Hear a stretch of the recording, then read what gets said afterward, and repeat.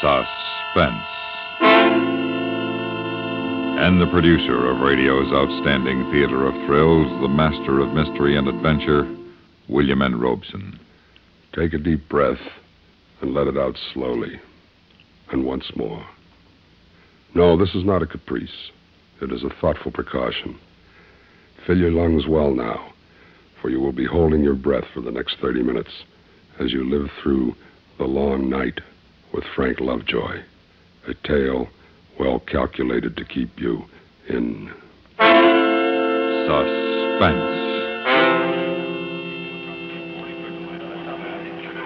This is United 404, 10,000 over outer range.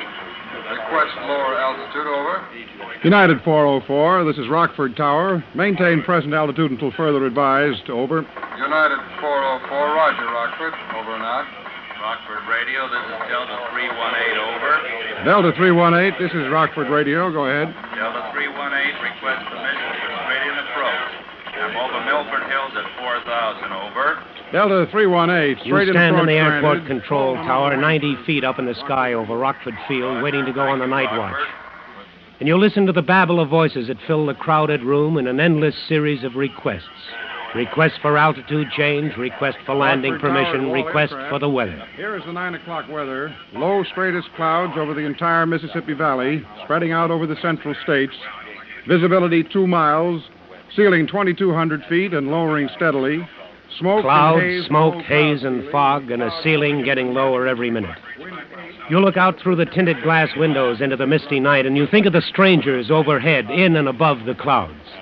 And you wonder if they, too, feel the hush as the long night begins. You wonder if the strangers, with the throb of engines and the harsh rasp of many voices in their ears, can feel the stillness.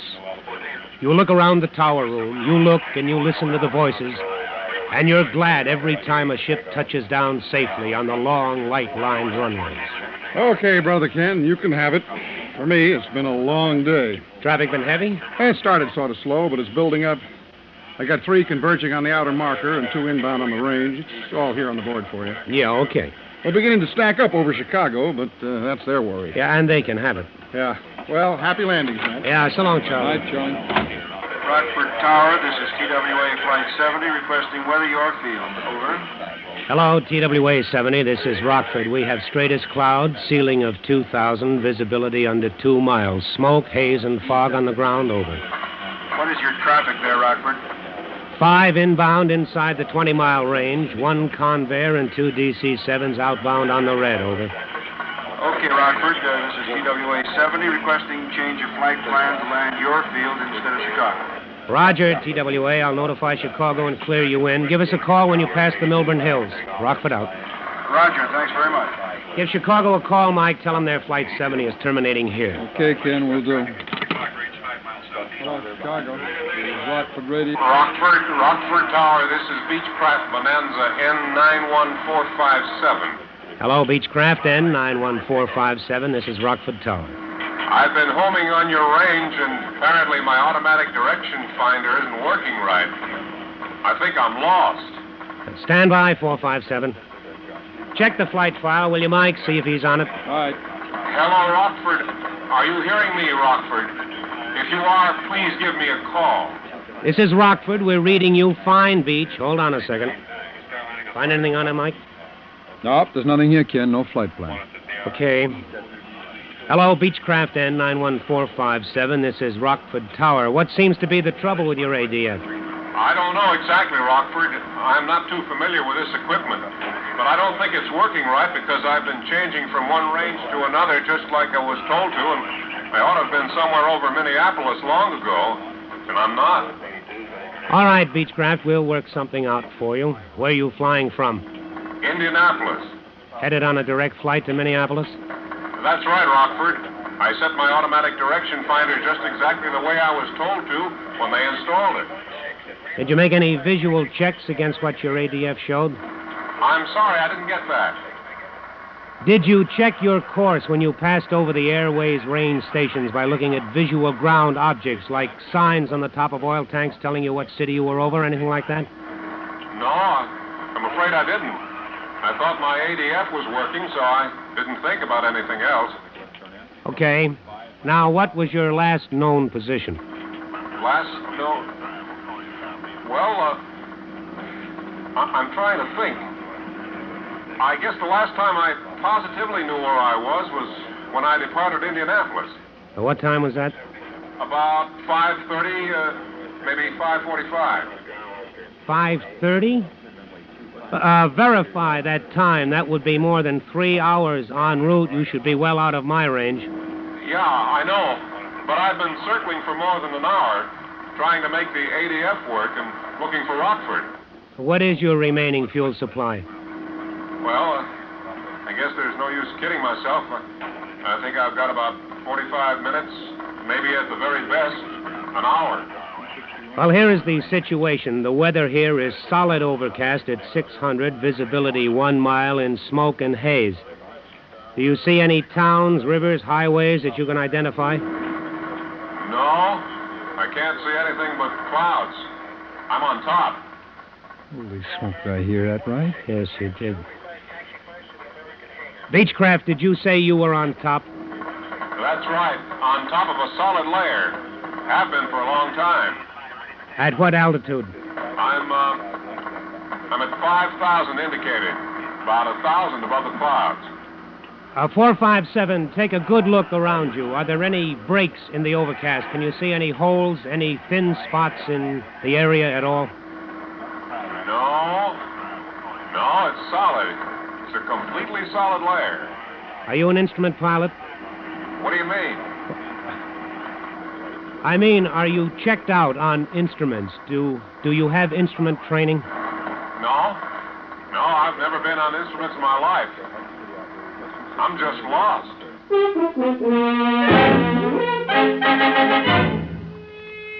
You look at the clock, 9:04. You look at the clock and mentally give yourself 45 minutes. 45 minutes to find him, bring him in, and get him on the ground. You check the latest weather chart and you don't like what you see. Your mouth feels dry. You reach for a cigarette as you punch the mic button and do the next thing that must be done. Rockford Tower, to all planes working this frequency, we have an emergency. Repeat, we have an emergency. Please maintain radio silence on this frequency until further notice. Out. Rockford Tower to Beechcraft, N91457. Come in, 457. Okay, Rockford. Tell me, how did you get on top? Well, it was almost clear when I left Indianapolis. I climbed straight out to 5,000, and later, while I was trying to get the ADF working, I found myself on top. It just happened. Yes. Are you familiar with range orientation? No, I don't know anything about that either. I'm just a businessman with a new airplane. I know only enough about the radio to tune in the stations. I know I'm lost, though, and need help. These gas tanks aren't getting any fuller. Yes, I know, 457. I understand. Sure, you understand, but he doesn't. He knows he's lost and he needs help. He understands that. But he doesn't know what the odds are on getting him straightened out and over the field and then getting him down through that solid layer of clouds. You fight down a sudden urge to push the microphone button and scream at him. To tell him that nobody forced him into an airplane he hardly knew how to fly. Nobody forced him to take off on a long night cross-country in weather suitable only for experienced professionals. But you know there's no time for hindsight. There's hardly any time for hopes. So you push the black button and you try to sound calm. Hello, 457. This is Rockford Tower. Now, listen to me carefully. Are you reading me okay? Yeah. Hello, Rockford. I'm hearing you fine. Loud and clear. All right. Now I'm going to try to get a fix on you. But before I do, I want you to know what the situation is. I'm sure I can find you. I'm reasonably sure I can get you over the airport before you're out of fuel. I am not sure, though, that we can get you on the ground. Do you understand? No, I don't understand. I'm lost and I'm about out of gas and I don't understand why we're wasting time talking about it. You get me over an airport and then we'll worry about getting on the ground. All right, but you understand this. It's my job to help find you. It's my job to help you find the airport, and I'll do everything I can to get you on the ground. But flying that airplane through those clouds will be the hardest thing you've ever done in your life. Do you understand that? Okay, I understand. Now, what are we going to do? Now, we're going to orient you by radio and bring you in over the Rockford Airport. I will tell you what must be done, but you have got to do it. I can't fly your airplane for you. Do you understand? Yeah. Okay, Rockford. I understand. You know the standard procedures for range orientation. You've run over every step of them 1,000,000 times for just this kind of emergency. That's one of the reasons you're up here in this modern Tower of Babel on these long nights. But you've got 2 strikes against you on this one. Time, you read the clock at 9:07, and a fool in an airplane. Mike. Yeah, Ken. Get Chicago Control Center on the horn. Ask them to set up an alert of all facilities within 100 miles. Roger. You better get them to clear all altitudes in the area below 6,000 feet. Okay, will do. You know, I don't know whether to try to get him down through the clouds now and then try to bring him in, or whether to get him over us on top and then let him down where we won't lose radio contact if he gets too low. Well, it's souped up all across the valley, Ken. You might get him down through it, but if he's too far out, he'd have no chance of getting here under the ceiling. Yeah, and if I don't get him started at something, he'll be out of fuel anyway, and it won't matter. I'm going to bring him in on top. Okay, I'll check weather very closely, Ken. If I hear of any breaks, I'll give it to you. Good, thank you. Hello, 457, this is Rockford Tower. Yeah, okay, Rockford. I'm going to speak very distinctly. And if you don't understand any part of what I tell you, come in and break me off. It's vital that you understand me. Is that clear? Yeah, I understand. Okay. Now, I want you to listen very closely to my range signal. Put everything else out of your mind. Listen and describe exactly what you hear. Okay. Hello, Rockford. I hear a code sound. Is that the range? That's right. What does it sound like? Well, it goes da-dit, da-dit.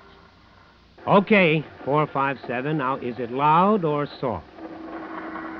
It's pretty loud. Okay, that's the N quadrant. Now, I want you to tune to the Madison, Wisconsin range and tell me what you hear. Okay, wait a minute. Yeah, hello, Rockford. I've got the Madison range. What does it say? It's just like the other, only backwards. Dida. Dida. That's right. I can hardly hear it, but it's there all right. Yeah, okay, 457. That's the A quadrant. Now I want you to try Peoria and then Chicago.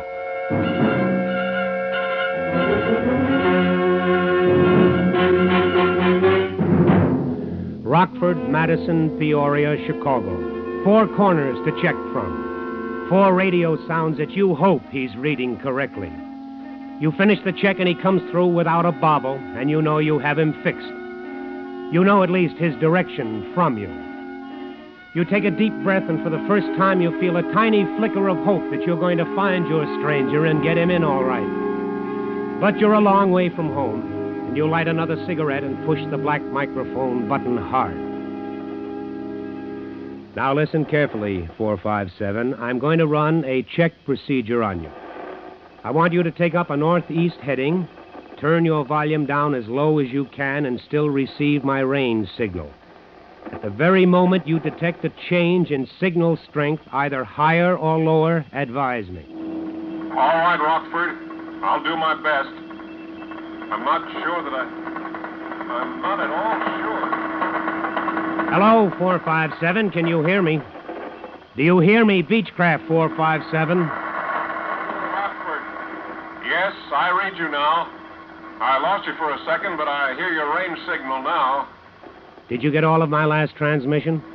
Yeah, I think so. I think I can do it. Hello, Rockford. My gauges indicate empty tanks. There's some gas left, I know, but I have no idea how much. Do you know where I am? I'm quite sure of your direction from me, and I believe I know how far out you are within, say, 20 miles. If what you've told me is correct, I estimate you have 30 minutes fuel remaining.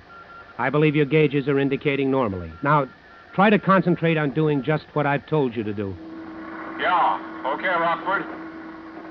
I don't want you to think I'm ungrateful. I realize you can't afford mistakes. But I can't last much longer. I'm not trying to hurry you, but the gauges say empty, and my son is getting sick. You didn't say anything about having any passengers aboard. How many are there of you? Just my son and me.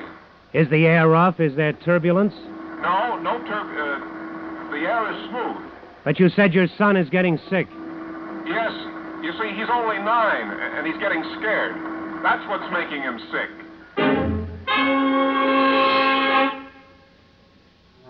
You don't say anything for a long minute. You just stare out into the miserable night, and your thoughts are not nice. You think of your own kid, and you thank God he's home safely in bed.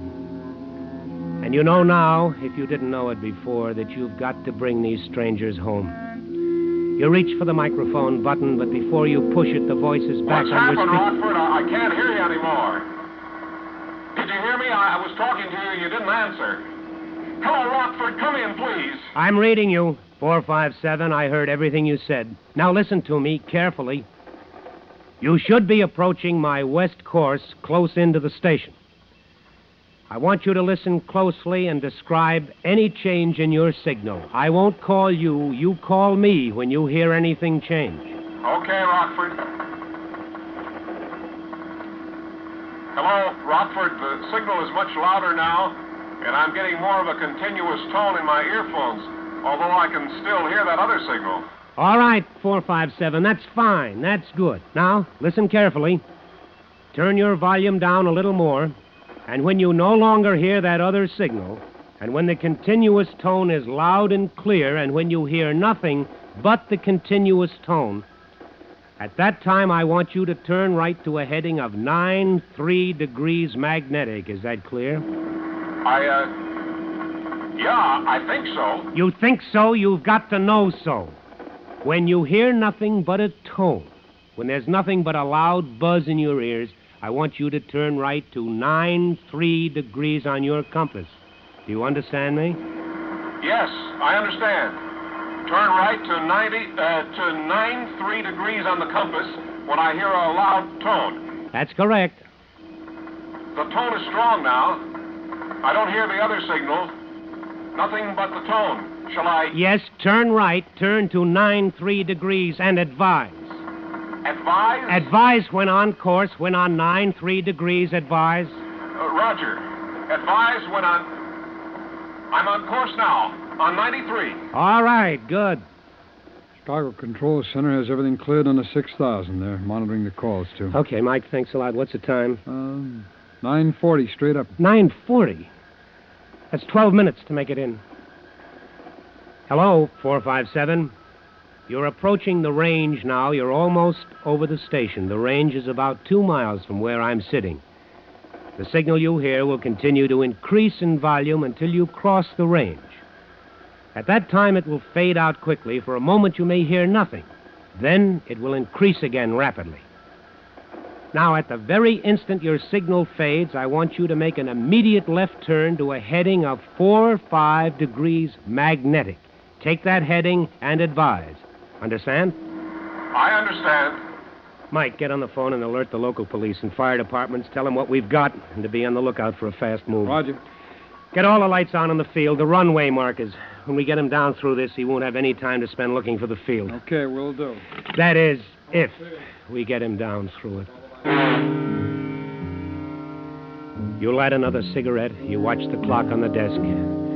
You try to keep your mind clear, to think ahead, to think of everything that can possibly happen, and the waiting is worse than anything yet.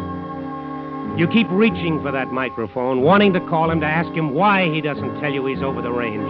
And you know he hasn't called you because he isn't over the range yet. And you wait, and you wait, and then it comes loud and clear. Rockford, I'm over the range and starting a turn. It's just like you said. It's exactly the way you said it would be. Roger, 457. You're doing fine. Now come left to 45, straight and level. Hold it until I tell you different. I'll call you back. I think you got him, Ken. Well, if he's where he ought to be, we should hear him in about 20 seconds. I'm going out to the platform and listen. Call me if he calls in. Okay. You stand on the steel grating of that tower platform and you try to hear over the sounds from the field below. You strain your ears for a sound that should come to you out of the southwest. And you've never wanted to hear anything so much in your life. And then you hold your breath. You stop breathing to hear better. And it's there. A single engine singing a quiet, sweet sound and approaching directly on course. You flick your burning cigarette out into the black space and stumble back into the tower room. You grab the mic and you almost shout into it. 457, 457, this is Rockford. You're over the field. I hear you clearly. Start a 360 turn immediately and orbit in your present area. Beginning of 360. For God's sake, tell me what to do. This engine is ready to quit. You snap a look at the clock. 9:46. 5, maybe 6 minutes more if you're lucky. 6 minutes at the outside to get him lined up properly for a straight-in approach, to talk him down through 4,000 feet of solid clouds. 6 minutes to bring off a miracle. You waste 15 precious seconds debating the best way to do it. All along up to now, you've planned it this way. A good, steady, full-scale power approach, nose up a little, flaps down just enough, power on exactly right. Your mind has told you that this was the ticket, the only answer. With a good, steady airplane, no turbulence to speak of, well-trimmed and hands off, he might just make it. He might. But suddenly, you're not sure. Maybe if he could pull his power, slow her down, trim her slow and steady, a touch of flaps, that might be the answer. That might do it. It would save precious gas. If he missed his approach or he goofed up in the clouds, he could get back on top for another try. Maybe. You push the microphone button hard and try to sound calm. 457, I hear you plainly. You're circling the airport. There isn't time to talk this out. You'll have to do exactly what I tell you the first time and do it right. There simply isn't time enough. Oh, wait a minute. Do you have chutes? Do you have parachutes aboard? No parachutes. All right, 457, we'll have to do it this way. Now listen to what I have to say. You don't have to talk, just listen. Come around to a due west heading, due west. As you do, start slowing her down. Slow her down and trim her up for a power approach. A normal power approach, do you understand? I understand, Rockford. Don't talk to me. Bring her around, head west with the power on. Slow her down, flaps down to approach position. Trim her up, make her steady. Advise when you're headed west and slow down. 10, 15, 20.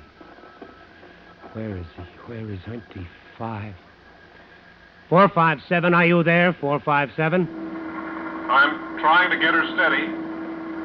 I'm trying to do what you told me. All right, 457, don't talk. Advise when on course. Rockford, I'm on 270 now. Slowing down. I don't know. I just don't know. I know you don't know. All we can do is try. I understand. I'm down to 80 now. Flaps down and power on.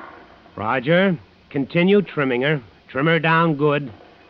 Adjust your power and trim her until she's descending at a steady 500 feet per minute. That's 500 per minute. Trim her good, do you understand? Trim her so good that she will let down at 500 feet per minute with your hands off.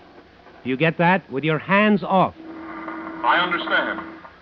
Now, 457, you're going to bring her around very slowly and precisely to an east heading. You're going to handle her very gently so she won't fall off on you flying so slow. You hear me? Yes, I hear you. Let her continue to settle at 500 feet a minute.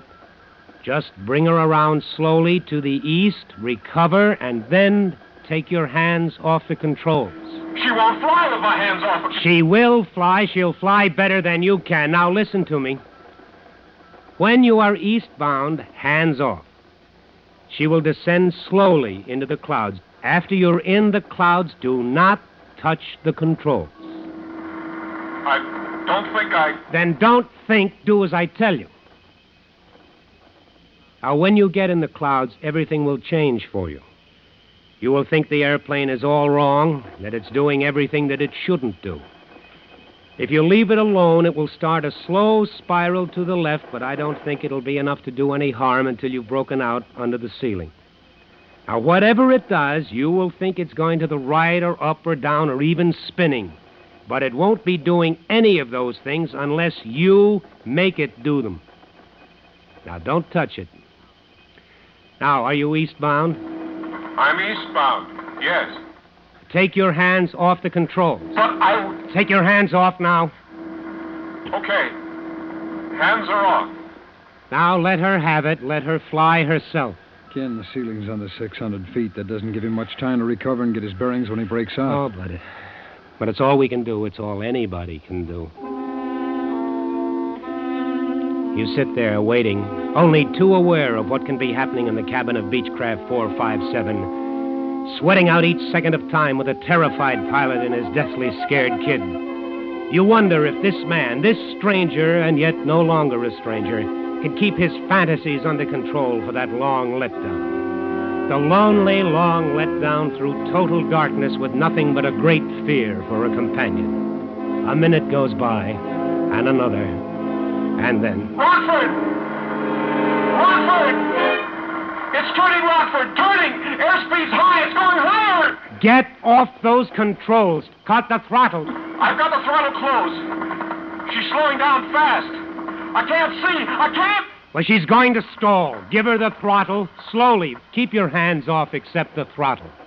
She'll climb back out on top if you keep your hands off her.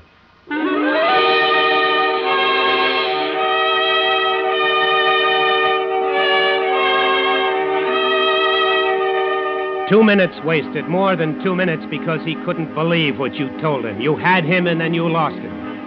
And now, if the teacup of gas still in his tanks holds out, if he gets back on top, you still have it to do all over again. You begin to feel the long night closing in on you. He's almost calm when he calls you back this time. You can almost hear his sigh of relief. Hello, Rockford. I'm back on top now. Good. Maybe we have time for one more try. Now, let's try it with the power off this time. You may lose your engine before you can It's no use, Rockford. It's just no use. I can't do it. I was fine until I got into those clouds. I just couldn't sit there and do nothing. I just couldn't. I know I can't do it again. Listen, there's time. There's time for another try. Forget it. The engine just quit. That's it, Rockford. Well, you can still do it. Forget it. You're wasting your time. I just want to say thanks for trying. Hello, 457. Hello. Hello, Beach. Hello, 457. He can't hear you. His hands froze to the mic. Yeah.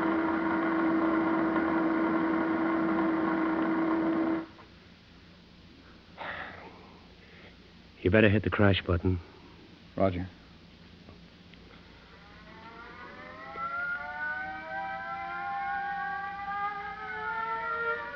Rockford Tower to all planes awaiting landing instructions. The emergency is over. Normal radio procedure is now in effect. Rockford, over and out. Rockford Radio, Delta 216, rest. CWA 70, request permission.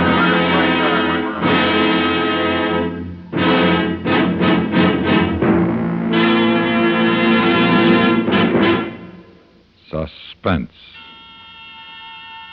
in which Frank Lovejoy starred in The Long Night, adapted by Sam Pierce from the Atlantic Monthly story by Lowell D. Blanton. Listen.